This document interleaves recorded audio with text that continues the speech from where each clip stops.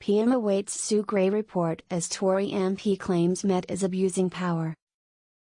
The inquiry into Downing Street parties could be shared with Boris Johnson as soon as this weekend as cross-party demands mount for the report to be published in its entirety after an intervention by Scotland Yard. The timeline for the publication of the long-awaited report by the senior civil servant Sue Gray on alleged lockdown breaches at Downing Street and Whitehall was thrown into question this week when the Metropolitan Police announced on Tuesday that a criminal investigation had been launched. Scotland Yard provoked outrage by demanding that references to matters it was examining be removed from the report. MPs labelled the force, which is investigating possible breaches punishable by fixed penalty notices, a broken organisation. The Met's intervention has been met with a torrent of criticism, with Labour, the Liberal Democrats and the Scottish National Party calling for full transparency over the Gray report. Sir Christopher Chope, the Conservative MP for Christchurch, became the latest figure to join demands for the report's publication on Saturday, accusing the Met of an abuse of power. Government sources said on Friday night that Gray's team had decided to send a redacted version of the report to Number 10.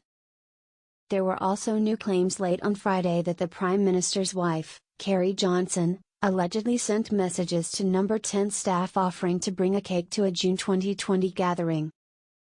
The Telegraph reported that the inquiry was told she had asked a government official to gather staff together to celebrate the Prime Minister's 56th birthday, adding that she would organise the cake.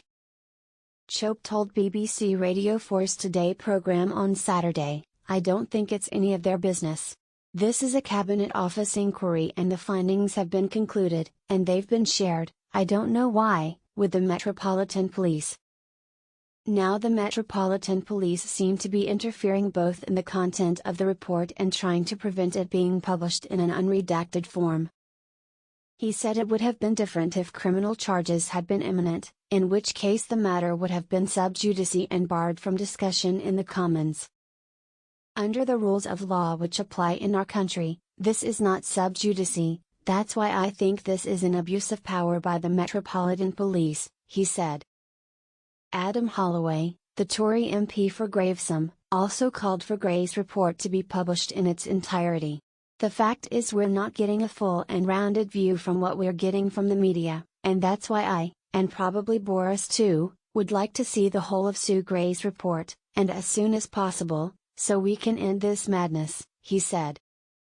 Holloway defended Johnson, describing him as a really remarkable guy who got an 80-seat majority. He said he a really remarkable guy who got an 80-seat majority.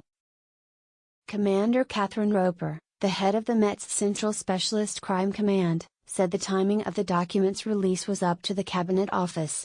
She defended the force's request for Gray to limit her report, saying it was a means of protecting the integrity of the police investigation in order to be as fair as possible to those who are subject to it.